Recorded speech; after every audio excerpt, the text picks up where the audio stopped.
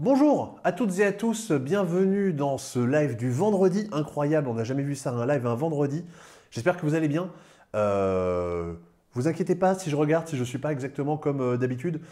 Cette semaine, je fais le live tout seul, forcément, du coup, vu que Baptiste est parti. Ça va être à moi maintenant de gérer à la fois la technique et la régie en même temps. Normalement, ça va, hein, j'ai tout ce qu'il faut, j'ai clavier, souris, j'ai la télécommande de la caméra zénitale, normalement tout devrait bien se passer. Mais déjà, le live est lancé et vous m'entendez. Ou alors vous n'avez pas encore râlé sur le fait que vous ne m'entendez pas. Donc c'est déjà, ça se passe pas si mal que ça. Je vous ai fait du coup une petite story pour vous montrer un petit peu ce qui se passait. Je suis allé à Essen la semaine dernière. Essen, du coup, qui est le. Quand un t-shirt de Groggy. C'est même pas moi, c'est les collègues qui m'ont. Ah, Simon me fait des pouces, donc c'est que normalement ça doit aller. Ou alors il se fout de ma gueule. Il veut que je parle pendant 1 heure sans qu'on m'entende. Sûrement parce que je lui ai mis une baffe. Allez voir sur Instagram et vous comprendrez pourquoi. Je ne vais pas vraiment. Enfin. Si, allez voir sur Instagram et vous comprendrez. Vous me voyez et vous m'entendez. Incroyable, merci beaucoup. Donc oui, non, t-shirt de Gros Geek, c'est même pas ma faute, c'est les collègues qui m'ont offert ça. J'ai la version Carapuce, Bulbizarre et Salamèche. J'ai vraiment la panoplie. Comme ça, même pas besoin de changer. Donc oui, la semaine dernière, je suis allé donc à Essen, au Spiel, qui est le gros salon mondial du jeu de société, le plus gros salon. C'est là globalement où on va pouvoir jouer un peu à tous les jeux avant qu'ils sortent, des mois et des mois avant leur sortie, voire même jouer à des jeux qui peut-être n'arriveront jamais en France. Et justement, c'est ça qui est un peu frustrant des fois de se dire, putain, mais ça a l'air vachement bien, et puis ça aussi, et puis ça aussi. On a envie de tout ramener. Et ben, je suis parti avec une valise vide, et je suis revenu avec une valise pleine de jeux. Voilà, voilà un petit peu. Salut Flavien, donc j'espère que ouais, Flavien aussi, lui, n'y est pas allé directement, mais il avait des mules là-bas, il avait des gens qui pouvaient lui acheter des jeux et lui ramener. Donc j'espère que tu as pu mettre la main sur les jeux et commencer un petit peu à jouer à tout ça. Je comprends des fois il en mérite. Non, non, mais là c'est comment dire, ça a été fait comment dire d'une façon d'une façon consentie. Mais effectivement, je me suis retrouvé à mettre une baffe à Simon et j'étais en train de cotiser pendant ce moment-là. Et ça c'est plutôt rigolo. Tu récupères en novembre, ok d'accord. Ah oui forcément vous habitez pas forcément à côté. Et du coup maintenant j'ai plus besoin de regarder mon téléphone parce que maintenant j'ai l'écran de retour donc je vois ma gueule. Ça c'est bon plus ou moins agréable. Je pourrais mettre un papier dessus pour pas me voir. Et j'ai le chat du coup qui est juste en face de moi donc j'ai pas besoin de regarder mon téléphone et de checker ça pour avoir toutes les informations du chat ou autre. Normalement j'ai tout, j'ai BGG à côté. Enfin normalement ça devrait bien se passer. Et salut, Midori J.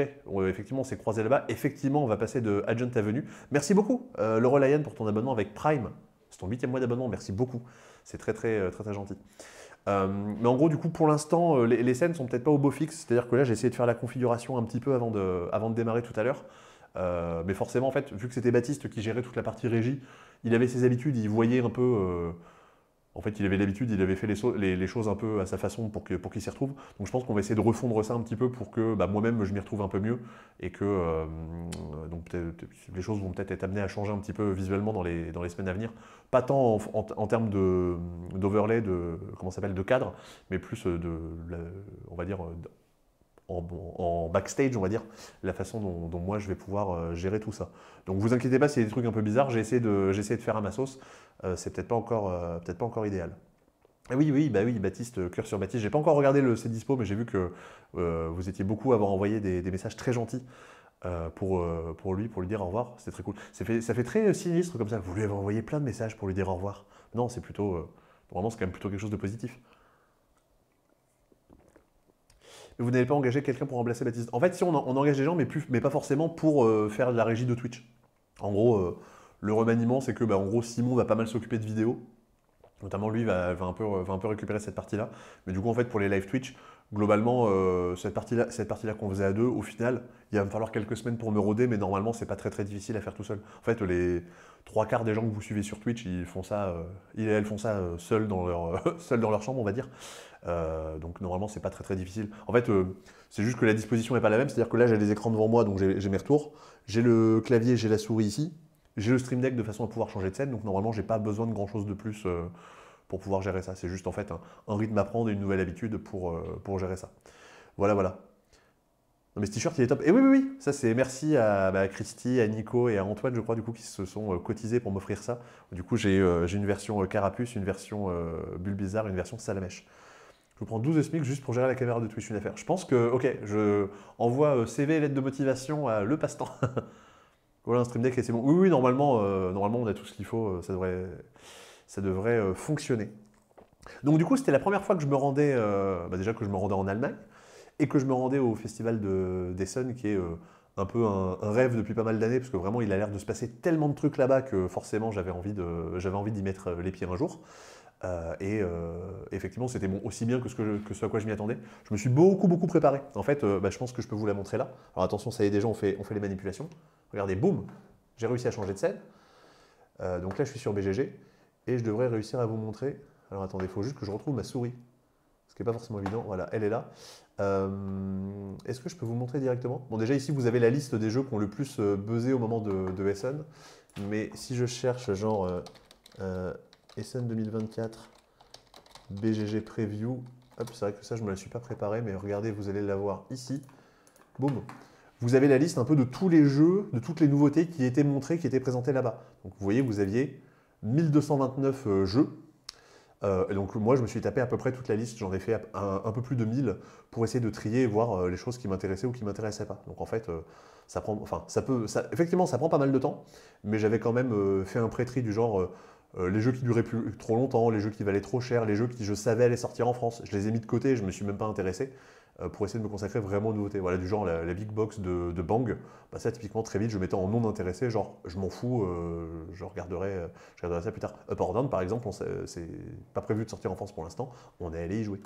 Je dis on parce que j'avais beau être allé tout seul, être le seul à aller du passe-temps là-bas, j'ai retrouvé des gens sur place. J'ai retrouvé Paul Gara, du point de Paul Gara, et Hammer, anciennement de Proxy Jeux, et qui bosse justement un peu sur les techniques du point de Paul Gara, ainsi que le fils de Hammer. Et on était 4 et justement on a passé une bonne partie du week-end ensemble. Je vais vous parler là du coup pendant le live de quelques jeux, notamment des choses que j'ai achetées sur place en me disant ça a l'air bien, j'y jouerai plus tard et si c'est pas bien, bah tant pis, ça fera un souvenir. C'est un peu toujours le problème de se rendre en festival comme ça. Mais si vous voulez un débrief un peu plus détaillé de tous les jeux auxquels j'ai pu jouer là-bas, vous pourrez retrouver ça sur le point de Paul Gara qui sortira la semaine prochaine, normalement jeudi prochain. Donc où on débriefait ça après les journées, on pouvait dire du bien et du mal de jeux. Ça fait des années et des années que j'écoute des débriefs d'un peu tous les festivals, que ce soit de Proxy Jeux, de Paul Gara, de Pénélope ou d'autres gens. Et là, enfin, le fait de pouvoir en tourner un vraiment dans les conditions du direct, genre les soirs après le festival, c'était un peu... Enfin, moi, j'étais un peu comme un fou. J'étais un peu très content. Voilà. Donc c'est bon, maintenant vous êtes arrivés. Je sais pas forcément s'il y aura beaucoup de monde ou pas, parce qu'effectivement, c'est pas habituel qu'il y ait un live le vendredi. Hop, si je regarde, normalement j'ai les infos. Vous êtes combien? Vous êtes 88 a priori actuellement. Ça va, c'est plutôt pas mal. Mais ouais, justement, c'était pour avoir quand même le créneau. On parlait des nouveautés hier où Simon pouvait s'en occuper. Et puis là, un live un peu plus détente où je vous parle un peu des trucs bien et pas bien que j'ai pu ramener. C'est ça qui est plutôt chouette dans le festival. Enfin, ensuite de festival. Du coup, par quoi on va démarrer? Je vais vous montrer un petit peu déjà les choses que j'ai ramenées. J'ai ramené un petit jeu de pli à deux qui s'appelle Sumo, auquel j'ai pu jouer hier soir. J'ai ramené Agent Avenue. Et merci beaucoup, Ichoupi, pour ton abonnement avec Prime. C'est très très gentil. Si jamais vous cliquez sur s'abonner et que vous avez un abonnement Prime Gaming, que vous avez connecté à votre compte Twitch, enfin un abonnement Amazon Prime que vous avez connecté à Twitch, normalement vous avez une petite case que vous pouvez cocher pour s'abonner avec Prime Gaming. Et en gros, vous avez un abonnement gratuit que vous pouvez utiliser par mois. Si vous faites ça, ça nous soutient. Si vous achetez des jeux sur le site, évidemment, ça nous soutient aussi. On a le petit Neko Syndicate qui est ici. Mais évidemment qu'on aime beaucoup les podcasts avec Paul Gara, elle est trop cool, Paul Gara. Panda Panda et Prey, deux petits jeux de cartes. Charidice de chez NSV, qui est NSV, c'est l'éditeur de The Game, de The Mind, de Silver and Gold, de tous ces jeux-là. Et chaque année, ils ramènent un ou deux jeux, donc c'est toujours cool de les jouer. Mitsu-Katsu, ça c'est le tout premier jeu auquel on a joué du festival. Vous allez voir, vous allez voir. Nocturne, je ne sais pas si je m'y attarderai beaucoup, parce que ça, je pense que ça va arriver en France à un moment ou un autre, donc c'est peut-être un peu moins intéressant. Mais au moins, j'ai ramené la boîte vu que j'en avais une qui traînait. Et hop. Et ici, Box Top Pinball Haunted House. Ça déjà, rien que pour le visuel, ça fait vachement envie. Et vous allez voir que c'est quelque chose que j'ai plutôt aimé. Je ne sais pas par quoi je vais démarrer. Je pense que je vais démarrer par Mitsu-Katsu. On va démarrer par ça, parce que vous allez voir, ça va mettre un petit peu une ambiance. Ça, je vais le mettre derrière. Et tous les autres petits jeux, je vais les garder à côté de moi. Dans les gros jeux, les recettes ludiques ont remarqué SETI et World Order. Ouais, World Order, je crois que c'est le deuxième jeu des gens qu'on fait, comment ça s'appelle, Hégémonie. Et SETI, en fait, de base, les gros jeux, je ne m'y suis pas trop intéressé, parce que forcément, ça te prend une partie de ta journée pour réserver ta table, pour attendre, pour avoir les règles, pour y jouer. Donc je préférais faire plein de petits jeux plutôt qu'un gros jeu. Et d'autant plus que SETI, ça sort là le mois prochain en France. Donc c'est vraiment, pour moi, à mon sens, ça servait à rien d'aller m'y intéresser là-bas. Et après, World Order, effectivement, bon, effectivement, ça a été peut-être plus intéressant vu qu'il n'y a pas d'annonce, en tout cas pour l'instant, pour que ce soit localisé.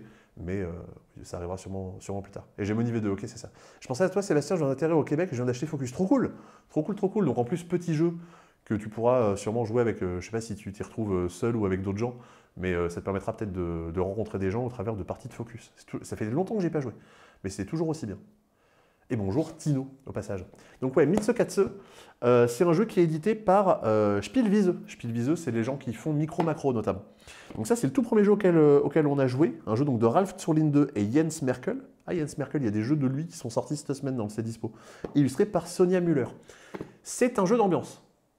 C'est un jeu d'ambiance qui est extrêmement bête. Voilà, je pense que c'est le mot qu'on peut dire. Mitsu-Katsu, c'est bête. Je vais vous mettre l'azénithal, hop. Et après, c'est ça qui est pratique, c'est que du coup, vu que l'azénithal, j'ai le retour direct, hop, je vais pouvoir savoir exactement si les choses que je cadre bien ou pas. Donc l'intérieur de la boîte ressemble à ça. Vous avez plein de petites boîtes pour ranger un petit peu le matériel. Merci beaucoup Tino, c'est très gentil. Et dans les boîtes, vous avez un petit peu de matériel. Notamment, le plus intéressant, c'est ce paquet de cartes qui sert un petit peu à se donner des défis les uns les autres. Qu'est-ce qu'on a d'autre dans le matériel? Hop, je ne sais plus exactement ce qui est rangé à quel endroit. Nous avons ici des petites peluches souris. Et oui, c'est un jeu dans lequel vous avez des petites peluches souris dans le matériel. Je ne suis pas sûr qu'il y en ait beaucoup d'autres qui fassent ça, mais ce jeu le propose. Dans le matériel, vous avez également, normalement Paris, je crois que c'est par ici. Oh. Je dis oh parce que je lis le chat en même temps.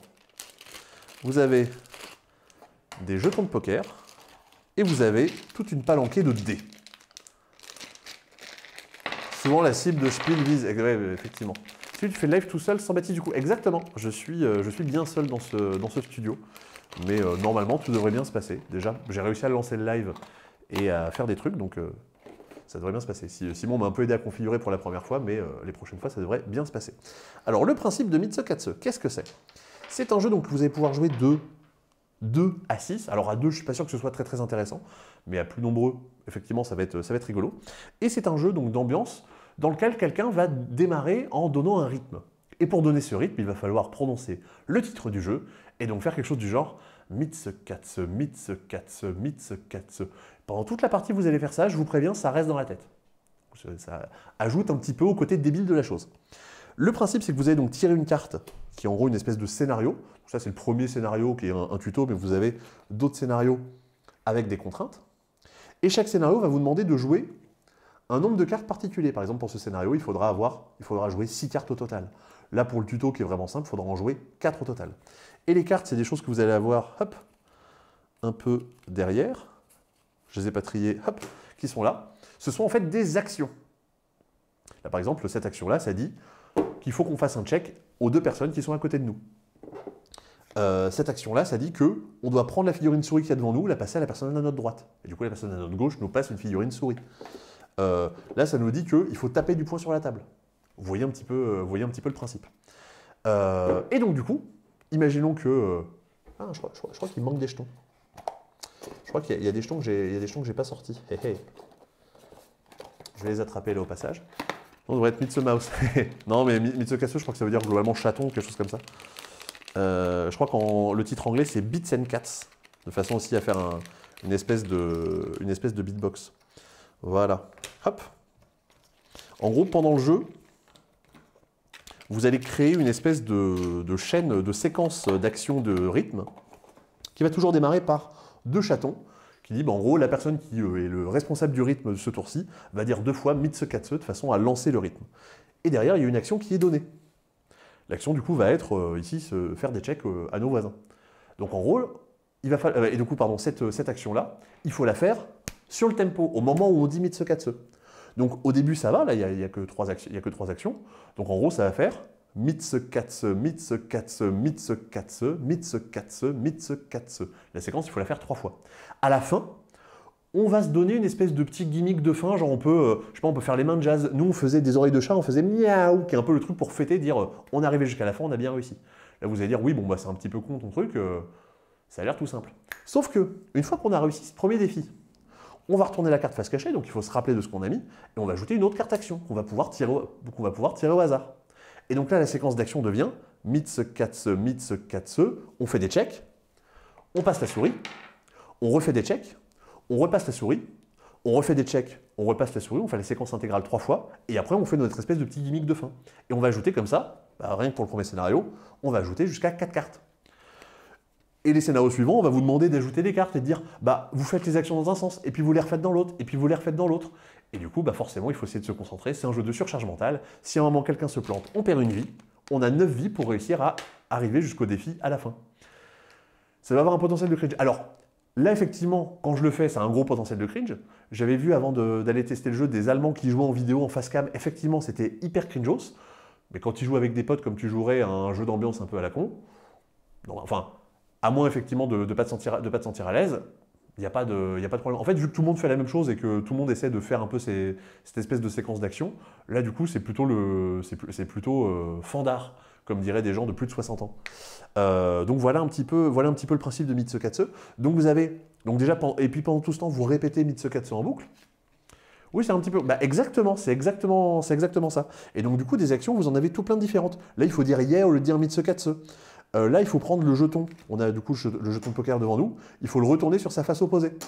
On va avoir 2 dés devant nous. Il va falloir, si jamais ils ne sont pas superposés, les superposer. S'ils sont déjà superposés, les mettre l'un à côté de l'autre. Là, il faut faire la guitare. Il faut faire du air guitare.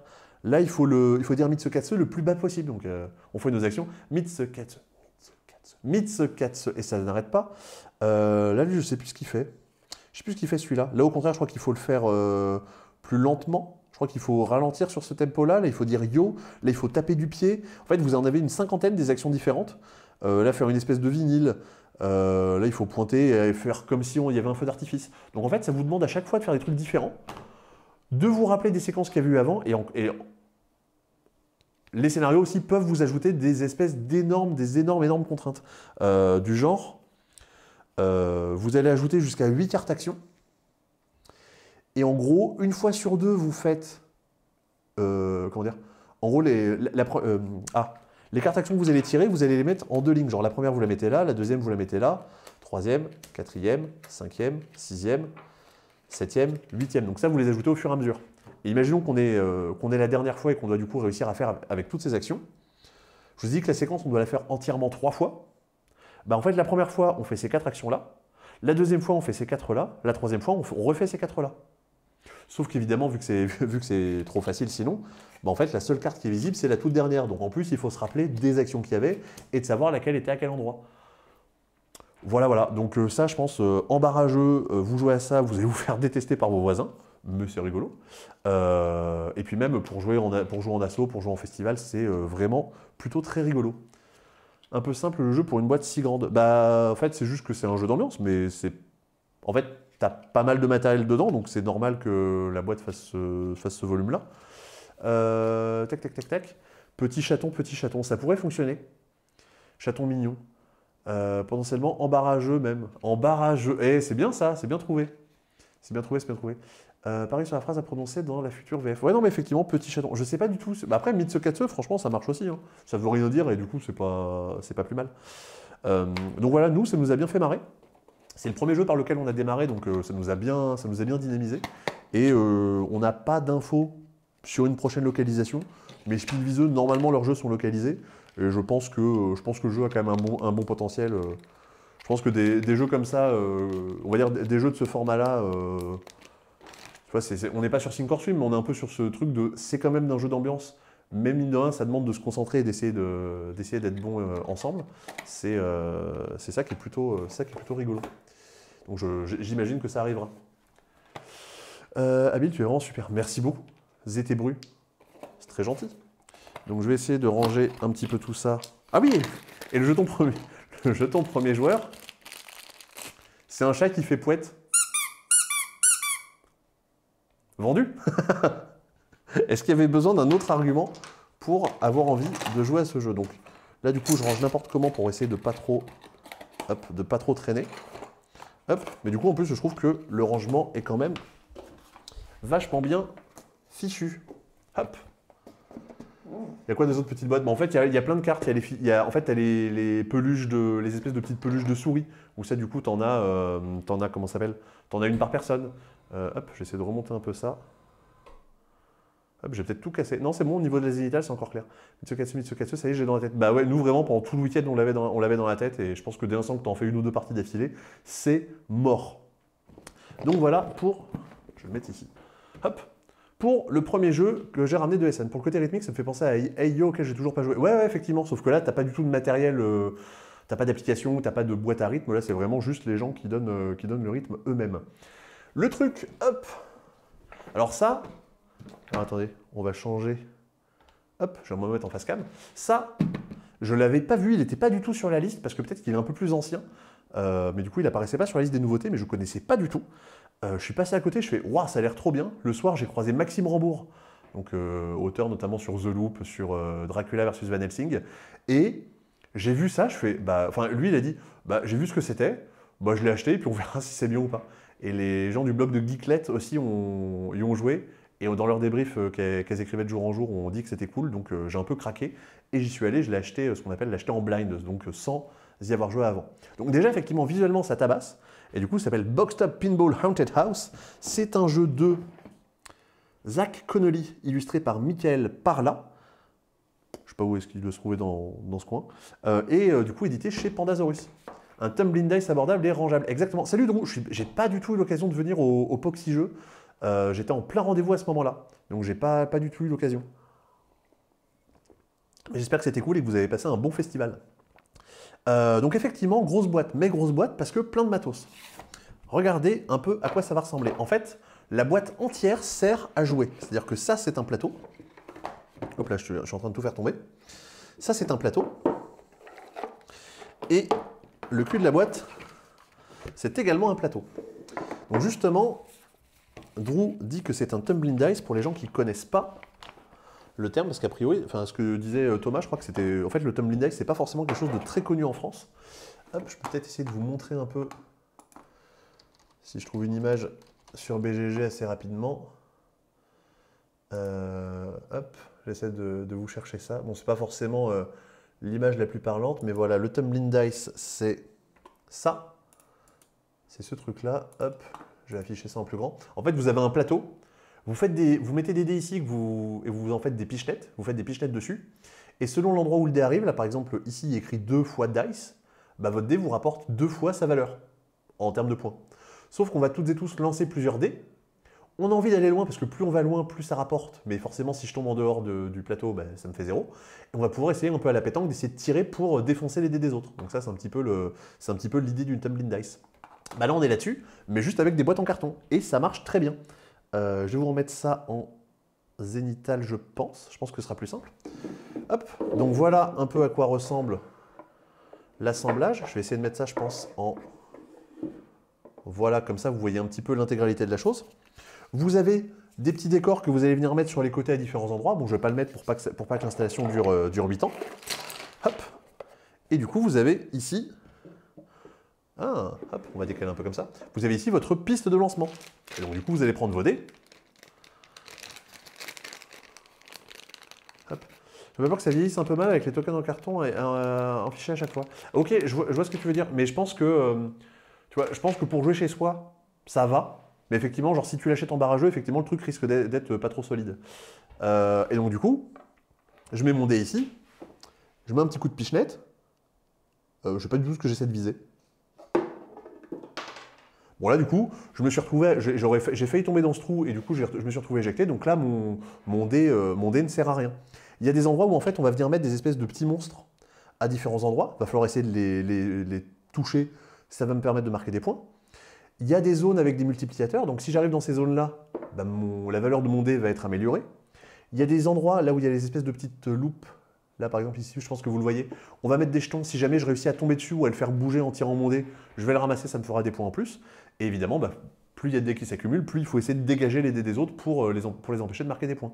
Le principe est tout con. mais le truc marche très bien. J'ai joué que à 2 pour l'instant. Je pense qu'à 3 ou 4, évidemment, c'est plus rigolo parce que forcément, il y a plus de dés, il y a un peu plus de rebondissements dans tous les sens. Et au-delà, enfin, le visuel plus le concept qui, mine de rien, est assez original, s'explique, bah, en fait, comme pas mal de jeux de pichenette, ça s'explique en 3 mots. On dit, bah, tu fais une pichenette avec ton dé, t'as, allez, une règle, 2 règles, 3 règles avec les monstres et 4 règles avec les jetons. Et c'est parti, on démarre la partie, on y joue pendant toute la soirée. Voilà, voilà un peu pour l'idée. Le son saute sur la TV, je retourne sur le tel. Ah d'accord, bah ça j'avoue que je pense que j'ai pas forcément beaucoup de choses. Les boîtes sont à l'envers, ça doit être dans le sens de lecture depuis le poste de lancer. Ah oui mince, ok effectivement, effectivement j'ai dû inverser la chose. En fait j'ai joué comme ça, on a joué à l'envers, c'est pour ça que j'ai dû perdre. Parce que j'ai... Ah oui mais forcément, les flips doivent être du côté de la maison. Enfin doivent être, oui. C'est logique en fait. Si j'avais réfléchi un peu, j'aurais compris. T'es bon pour tout recommencer. Non, mais c'est bon, c'est bon. Il y a pas de. Normalement, ça revient au même. Non, oui, non, mais c'était pourtant évident. J'aurais pu m'en douter. La bonne excuse. Non, mais c'est pour ça que j'ai perdu et que j'ai été très très mauvais. Donc voilà. Ça, pareil, je ne sais pas du tout si ça arrivera en France. Pandasaurus, normalement, c'est un éditeur qui est quand même un peu hype, on va dire, du monde qui est un peu connu. Donc, je pense qu'il y a des gens qui savent déjà s'ils vont le localiser ou pas. Ça valait une trentaine d'euros, je crois, à Essen. J'imagine qu'en France, ça arrivera peut-être un peu plus cher, parce que les prix en salon, en général, sont un peu moins élevés que ce qu'on a derrière en boutique. Et du coup, je suis plutôt très content, et du coup, je peux me la péter, parce que je pense que en France, pas grand monde aura ça. Donc justement, vu que le jeu est cool, je vais pouvoir comment dire, me la péter auprès de mes potes, qui pourront venir chez moi pour jouer. Moi, le sens c'est bon, les billes tombent du haut vers le bas du flipper. Effectivement. Oui, mais hop, mais du coup, normalement, effectivement, tu tires dans ce sens-là. Non, mais en fait, c'est plus logique, et puis les illustrations doivent être dans le bon sens et tout. Ouais, ouais. Effectivement, je me suis un peu planté. Non, surtout pour les tokens qui bloquent les dés pour qu'ils tombent dans les trous. Ah, bah oui. Mais vraiment, tu vois, j'ai pas réfléchi du tout. C'est une chanson des Rolling Stones, The Blind Days. Je connais très très peu les Rolling Stones. Donc effectivement, j'avais pas la ref. J'avais pas la ref du tout. Tac, tac, tac, tac, tac. Donc voilà, c'était Boxed Up Pinball Haunted House. J'espère que ça vous hype un petit peu. Mais effectivement, ne vous hypez pas trop parce que effectivement, pour l'instant, on ne sait pas du tout si ça sortira un jour ou pas. Puis en plus, mine de rien, je trouve quand même que le format est pas dégueu. Hop, j'avais pas tout mis dans le sachet. Je trouve que le format est pas dégueu et justement, est réussi à être bien optimisé avec un système de boîte gigogne. Hop, on range tout dedans. Et voilà. Et du coup, ouais, vous avez la... Hop, vous avez l'espèce de sleeve à mettre autour justement pour pas que ça se barre dans tous les sens. Et franchement, en plus, visuellement, le truc tabasse de ouf. Hello! Alors, ça fait quoi de baffer son patron? Salut Arastal! Alors oui, Attends, oh, calmez-vous. Pour les gens qui n'auraient pas suivi, pour un tournage, Simon m'a demandé de lui mettre une baffe. Je me suis dit, oui, bon, ça sent un peu l'arnaque ton truc. Tu me demandes de te mettre une baffe en plein devant la caméra. Si tu veux te séparer de moi, dis-le autrement, quoi, si tu veux, si tu veux que j'arrête de bosser ici. Donc ouais, non, tout s'est bien passé.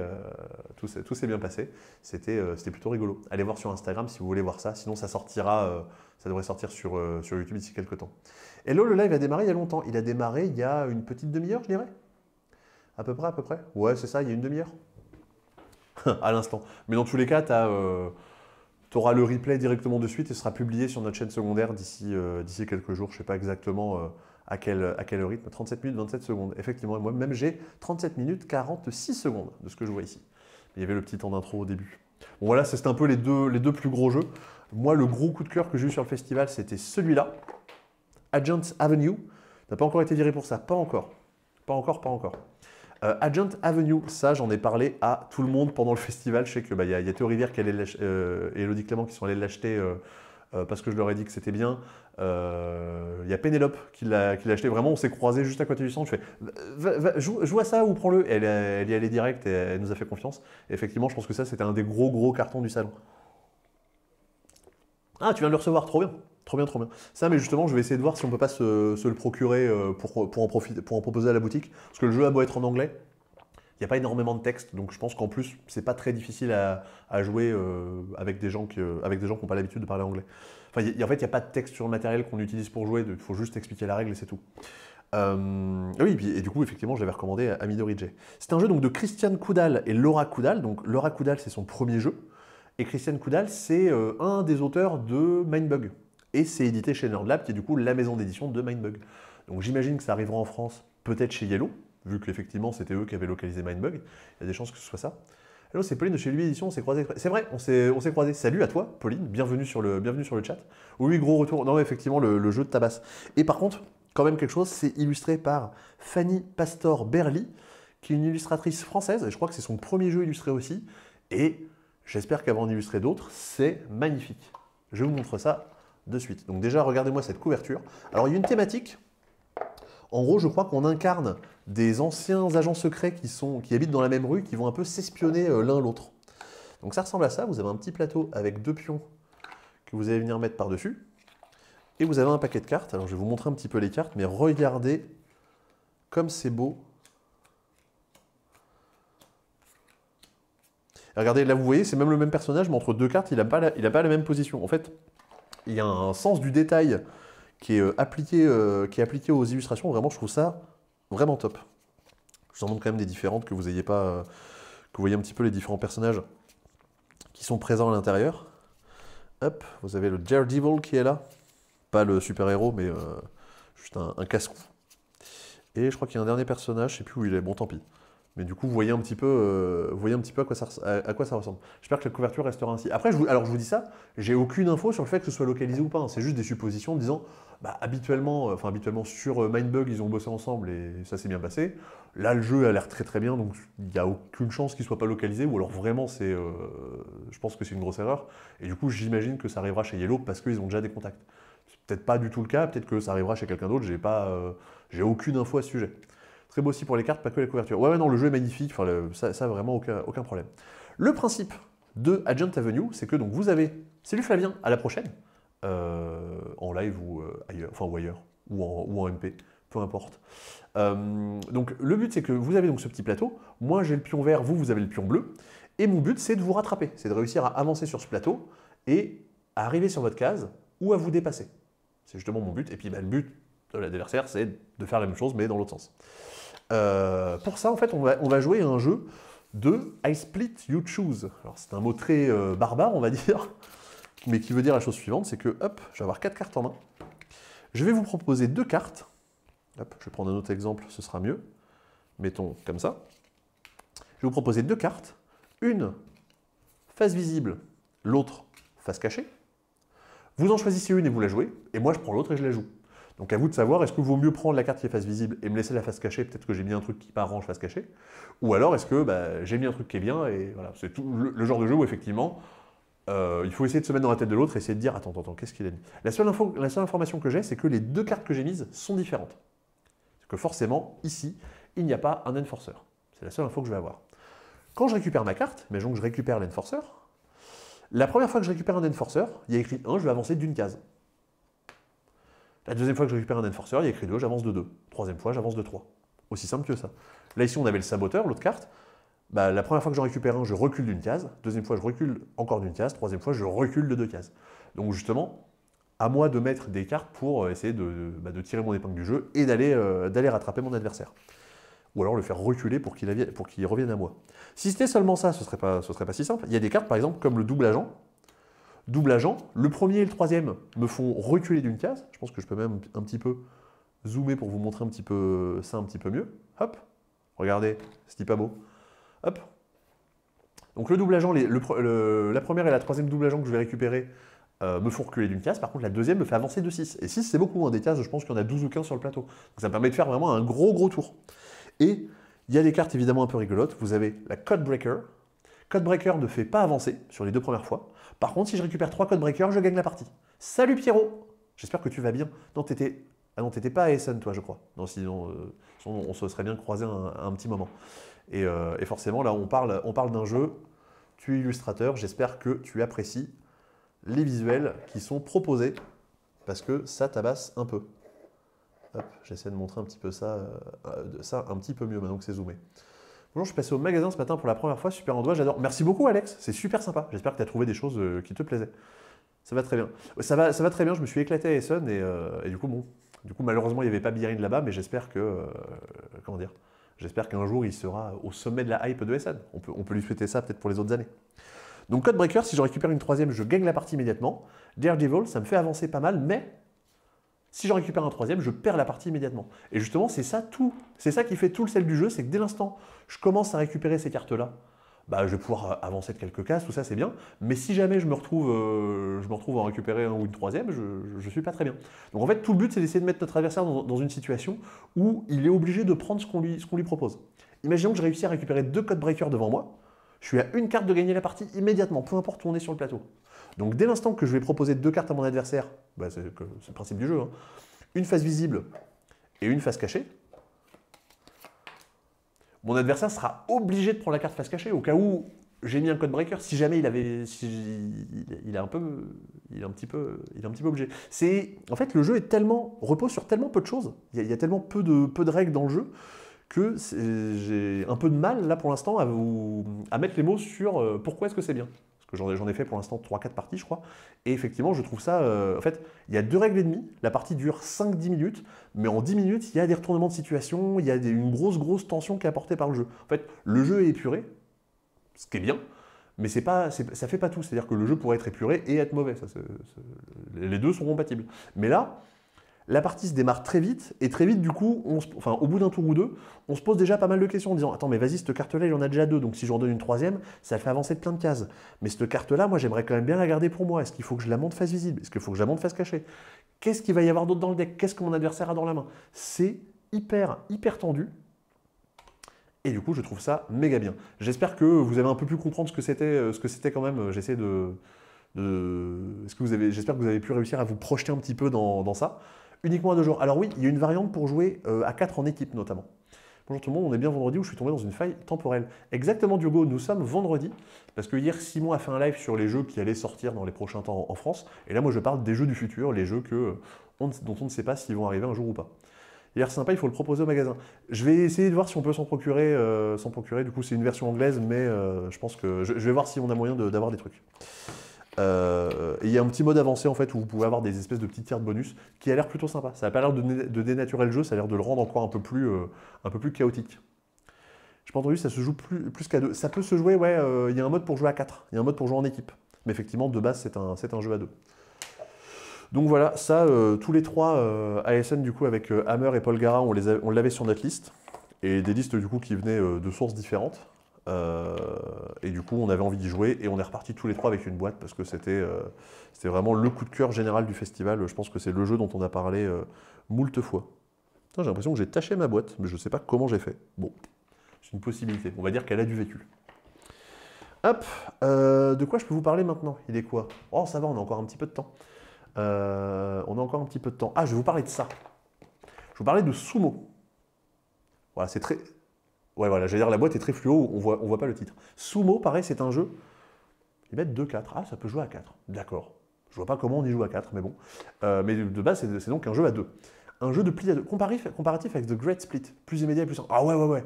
Beaucoup plus immédiat, beaucoup plus simple, 10 minutes, et ça vaut pas 45 €. Et bien ça joue que à 2. Oui, mais c'est beaucoup plus simple, beaucoup plus épuré que The Great Split.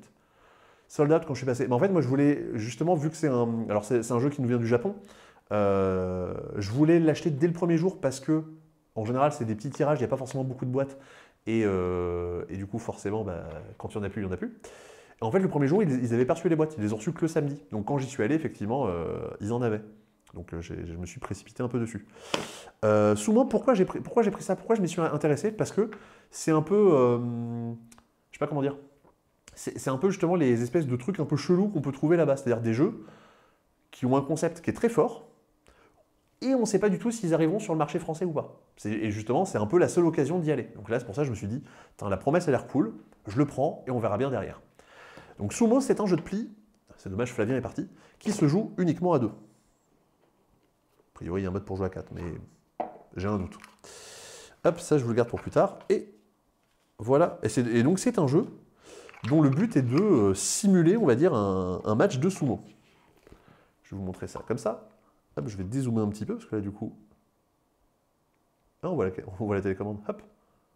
Voilà. Hop. La boîte ressemble à ça. Et donc, le but dans Sumo, ça va être donc de simuler un match, un combat de sumo. Hop, ça va plutôt être mieux comme ceci. Donc, vous avez... Oh. En fait, faut pas que j'approche trop ma tête parce que sinon ça fait trop de lumière. Un peu étrange. Hop, donc vous avez ici le terrain avec les deux sumo qui vont se battre au milieu.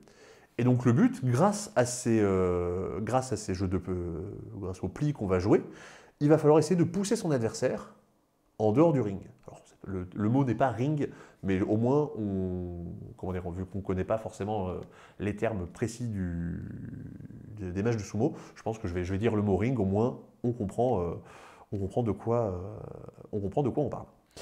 Derrière, vous jouez à un jeu de plis, donc vous avez des cartes avec des couleurs et des numéros, des 1 roses, des 4 bleus, des 1 marron, on est sur un truc très classique. Vous avez 4 cartes et 4 couleurs et 5 cartes par couleur, de 1 à 5.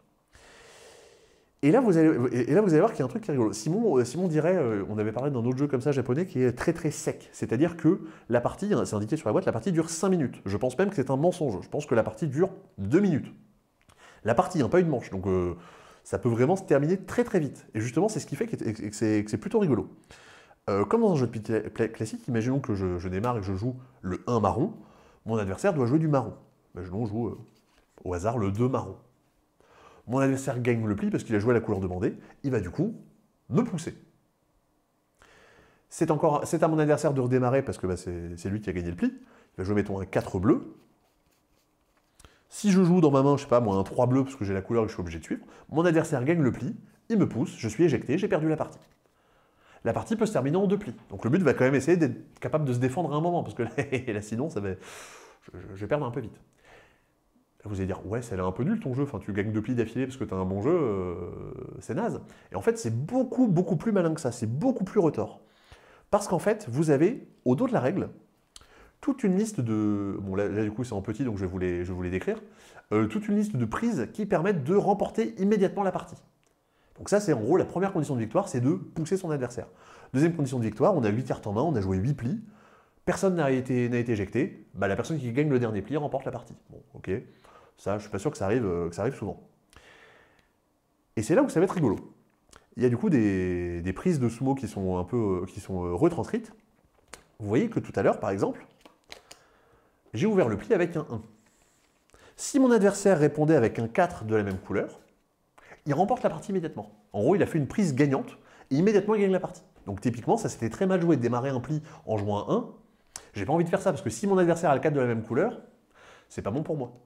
Ou alors j'aurais pu démarrer avec un 1 si je sais que c'est moi qui ai le 4 de la même couleur. Parce qu'en fait, vu qu'il y a très peu de cartes, il y a quelques cartes qui sont écartées, donc il y a une petite incertitude de savoir qui a quoi, mais il y a des moments où je vais pas forcément prendre le risque de jouer une carte parce que j'ai peur que mon adversaire ait la parade qu'il fasse gagner immédiatement. Vous avez l'idée? Deuxième, comment ça s'appelle? Autre condition immédiate. Si jamais je joue un 5 et que mon adversaire répond avec un 1 de la même couleur, pareil, mon adversaire gagne immédiatement. Ça, pareil, ça représente une prise particulière. Donc pareil, ouvrir avec un 5, on dit, c'est bien, je vais... Là, mon adversaire a commencé à me pousser. Trop bien, je joue un 5, je suis sûr de gagner le pli. Oui, mais du coup, si j'ai le 1 de la même couleur en face, je vais gagner la partie malgré tout. Donc pareil, à ne pas jouer si jamais on n'est pas sûr de quelle carte est tombée ou de quelle carte a notre adversaire dans sa main. Vous voyez l'idée? La dernière qui est du coup le truc qui est un peu rigolo, comme dans tous les jeux de plis, si j'ai pas la couleur demandée, si on joue du marron et que j'ai pas du marron, je joue la couleur que je veux. Il n'y a pas d'atout, donc du coup je suis obligé de perdre la partie si je joue pas la couleur demandée. Mais, si jamais mon adversaire joue une carte, et là que j'ai pas de marron, donc je joue une autre couleur, et que ce que je joue c'est un 2, et qu'en plus on est au bord du ring, genre j'utilise le poids de mon adversaire et je le balance par-dessus bord, genre il est en train de me pousser, de me foncer dessus, j'esquive et je le dégage. Donc ça c'est la dernière prise de dire, si je joue un 2 d'une autre couleur que celle demandée, tout en étant au bord de me faire éjecter, je gagne la partie immédiatement. Il y a combien de graduations pour sortir du doyo? Voilà, doyo, c'est ça le terme. Tu connais un peu plus les choses que moi. Il y en a 3, c'est-à-dire qu'on démarre au centre. Si tu me pousses 2 fois, j'ai perdu. Et donc du coup, en fait, toutes ces petites conditions de victoire annexes, alors là, quand je vous les décris, vous allez dire, wow, ça a l'air d'être prise de tête ton truc. Enfin, il y a plein de trucs dont il faut se souvenir. Il y en a 3. Honnêtement, ça va. Et justement, c'est ça que j'ai beaucoup aimé dans le jeu. On en a fait 5 d'affilée, mais du coup, en 10 minutes, on en avait fait 5 parties. C'est justement déjà vraiment d'être capable d'analyser son jeu, de dire, ok, Qu'est-ce que j'ai? Donc déjà, j'ai pas telle couleur. Ok, donc peut-être que si mon adversaire démarre ça, je vais me garder un 2 de côté pour peut-être être capable de jouer, de le jouer si jamais je suis au bord. Ok. Dans telle couleur, j'ai le 1 et le 4, donc je peux jouer telle carte parce que je sais que mon adversaire n'a pas la parade pour gagner immédiatement la partie. En fait, c'est un jeu, je le rapprocherai un peu de Braverat dans l'idée, dans le fait d'analyser son jeu, d'analyser ce que son adversaire a joué et d'essayer comment dire, de prendre plus ou moins de risques en fonction. Il y a 4 cartes qui sont écartées à chaque partie, donc essayer de prendre plus ou moins de risques en fonction de ce qui a été mis de côté.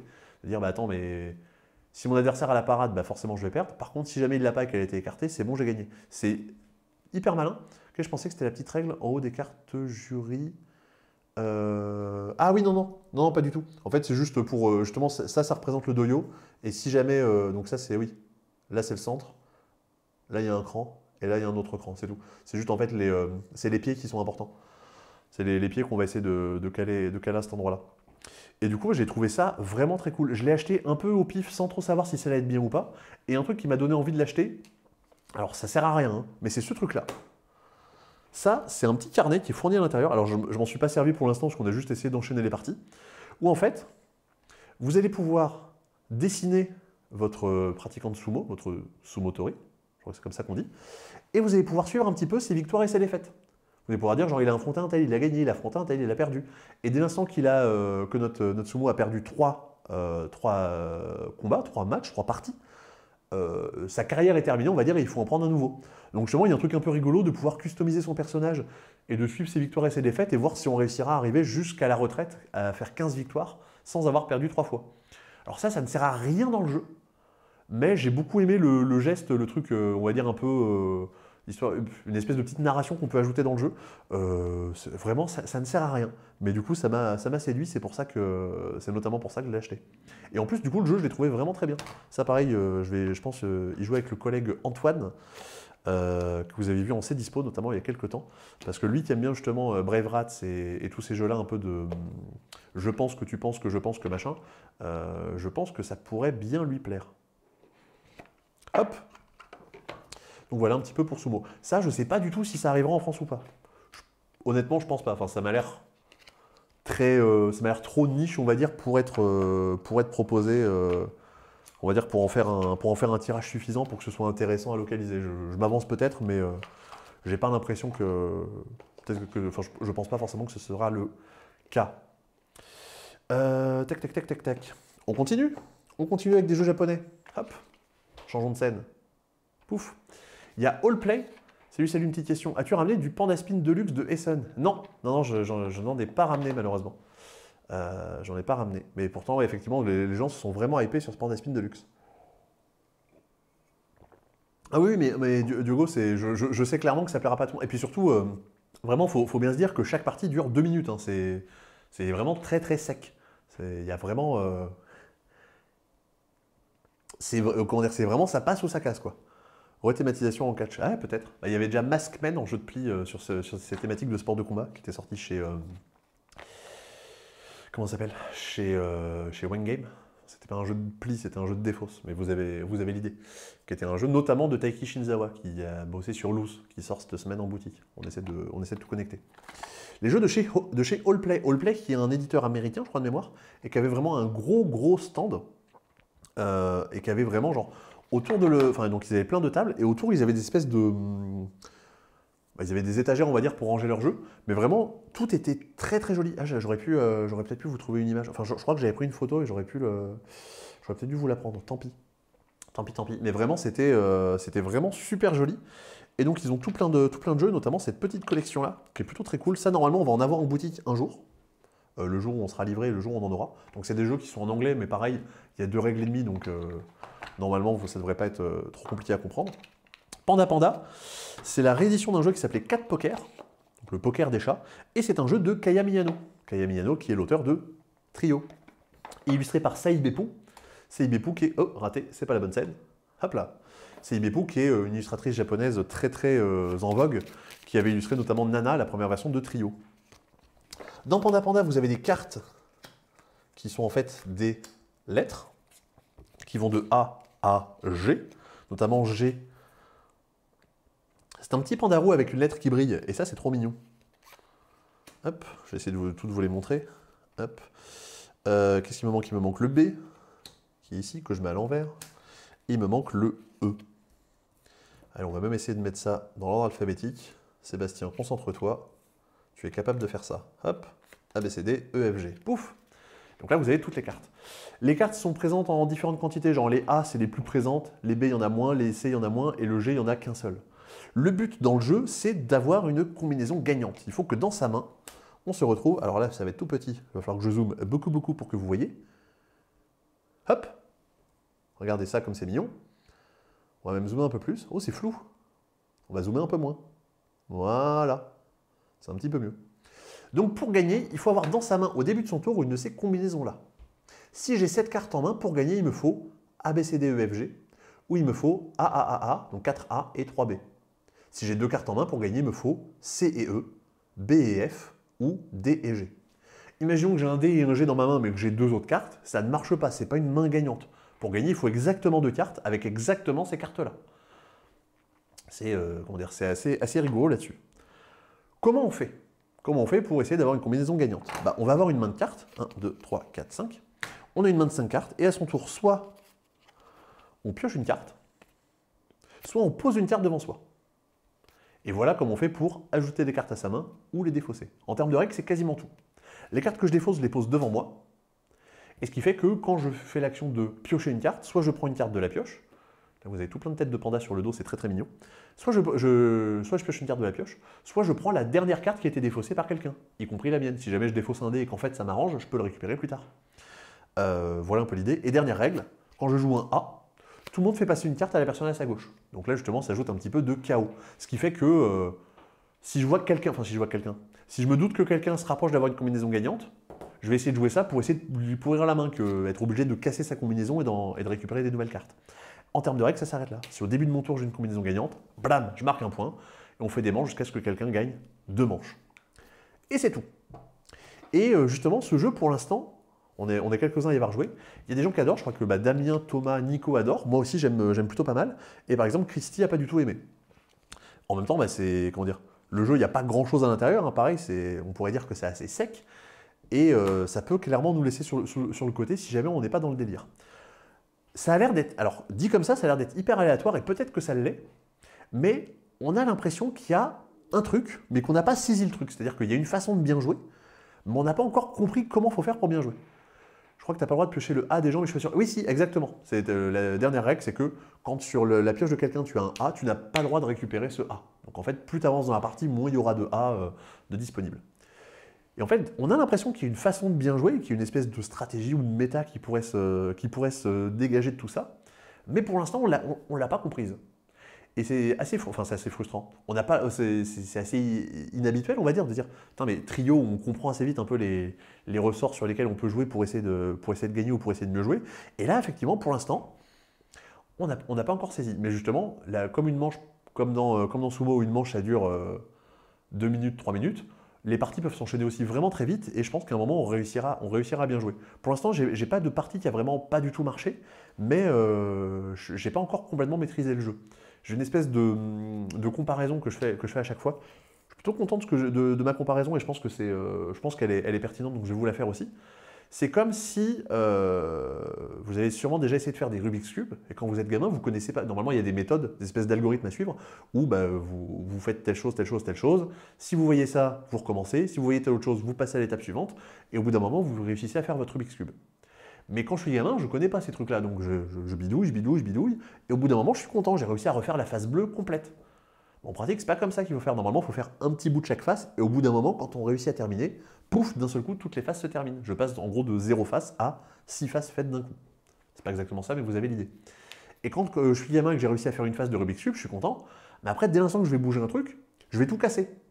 Et j'ai l'impression que c'est un peu ça, Panda Panda, c'est que pour l'instant, quand on joue, on essaie de s'approcher d'une combinaison en piochant des cartes, en défaussant, mais à chaque fois, on a une carte en trop, une carte de pas assez, et puis il y a quelqu'un qui joue un A, donc ça nous pourrit notre main.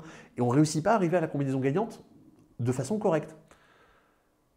Et le but, du coup, maintenant, ça va être de jouer pour réussir à trouver, on va dire, l'algorithme qui permet d'arriver correctement à valider ses mains. La série des 4 poker, Dog Poker, c'est très bien. J'ai pas joué à Dog Poker, du coup.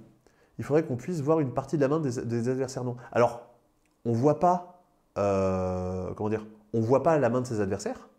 Par contre, vu que quand quelqu'un joue un A, on passe une carte à la personne à notre gauche. Moi, je sais ce que je lui ai passé. Peut-être qu'après, il va s'en débarrasser, mais j'ai une petite information. De la même façon, je vois, moi, les cartes que j'ai en main, je vois les cartes qui sont passées. Mettons des E, des F, des G, il y en a 3, 2, 1. Donc pareil, je peux savoir un petit peu ce qui est déjà passé ou ce que j'ai moi dans ma main. Des cartes, on en défausse devant nous, on en pose devant nous. Donc pareil, je sais, tiens, un tel n'a pas besoin de telle carte, il l'a acheté.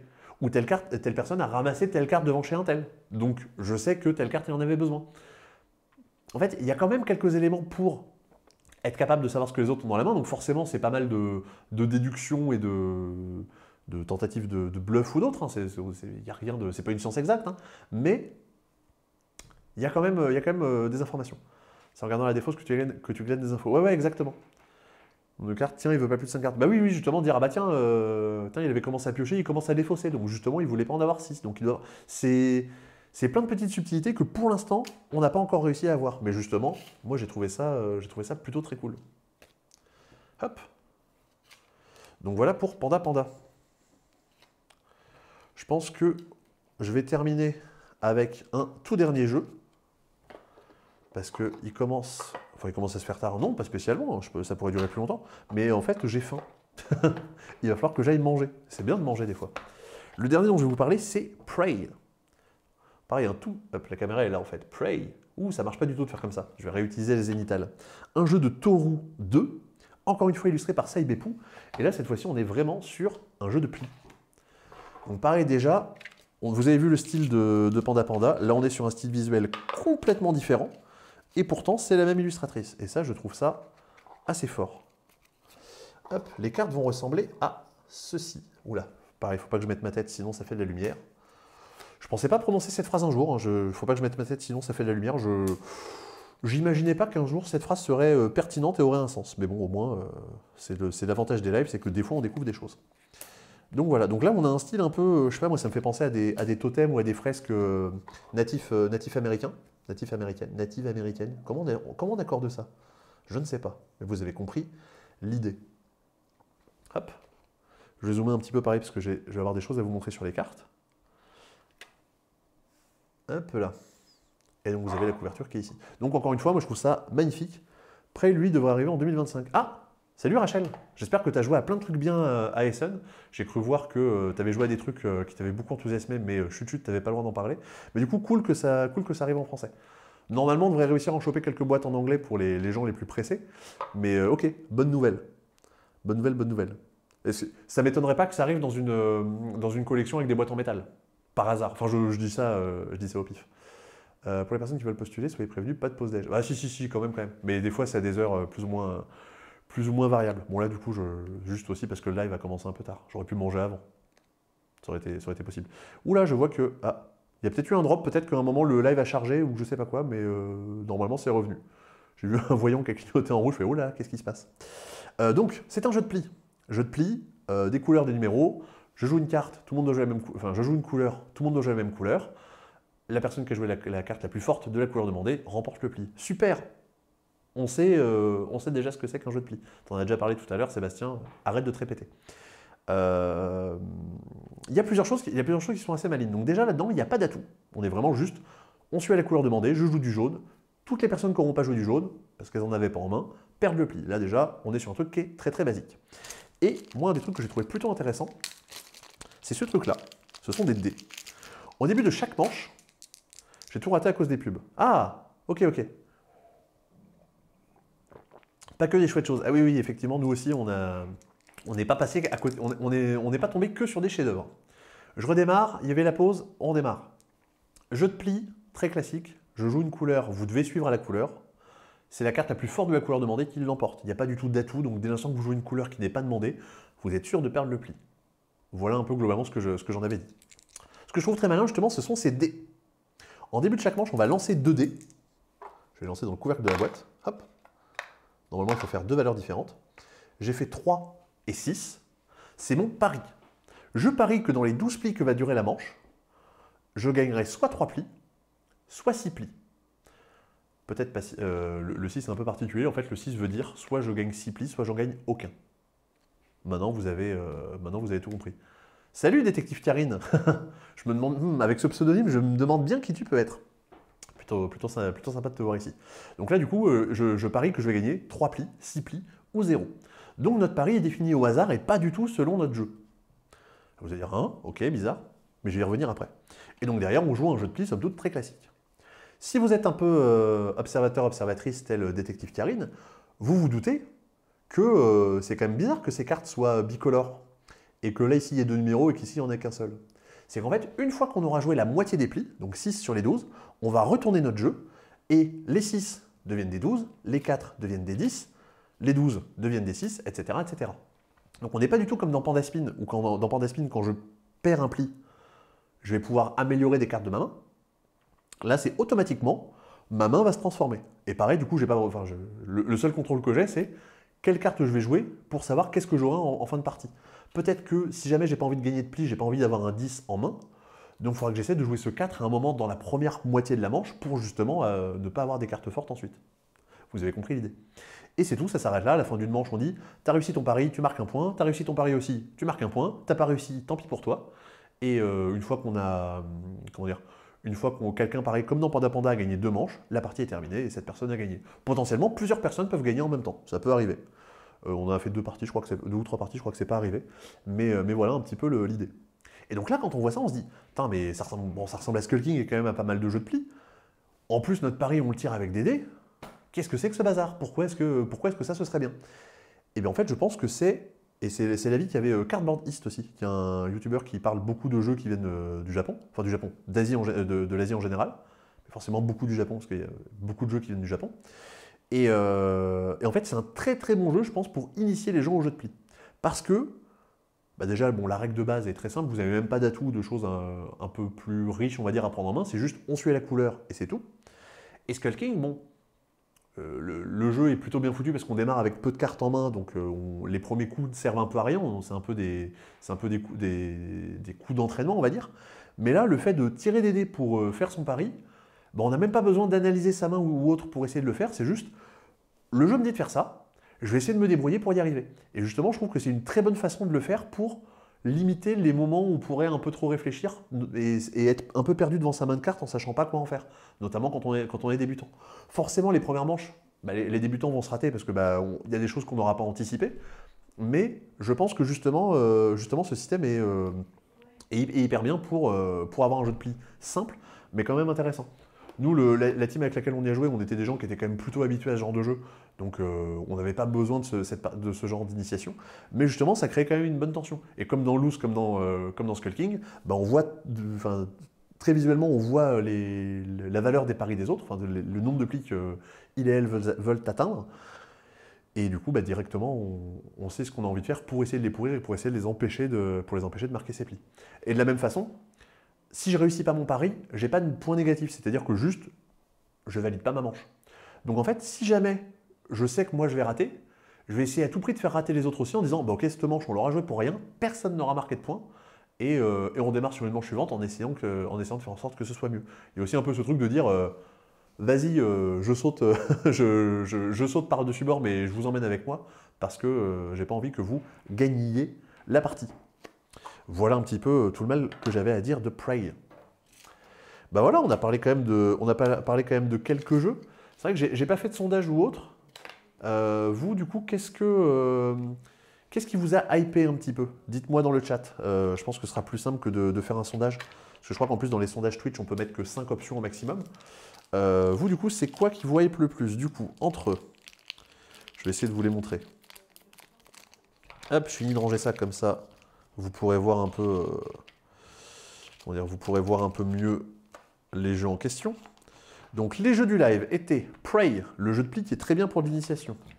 Panda Panda, le jeu auquel on est pas mal à y avoir joué et pas mal à pas avoir compris exactement ce que le jeu nous demandait. Pour bien jouer. Sumo, le jeu de pli à 2 un peu bizarre et très sec qui peut se gagner en 2 plis et c'est tout. Agent Avenue, un jeu magnifique par des gens qui ont bossé sur Mindbug, un jeu de I Split You Choose très tendu et qui est très tendu et plein de rebondissements. On a parlé aussi de Mitsekatsu, le jeu d'ambiance ultra débile avec des petites peluches de souris. Et on a parlé également de Hop, Boxed Up Pinball Haunted House, le jeu de Tumbly Dice de Flipper dans une boîte en carton. Vous, du coup, qu'est-ce qui vous a hypé? Agent Avenue, Agent Avenue, Agent Avenue.